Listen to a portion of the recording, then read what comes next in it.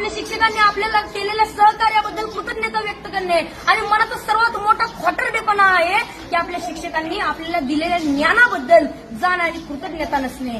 अशी माणसं फार मोठी होत नाहीत आणि पुढे जाऊन ती तोंडावर पडतात. असंच एका मनाच्या मोठेपणाचा एक मोठा प्रसंग या ठिकाणी मला सांगावा असं वाटतो.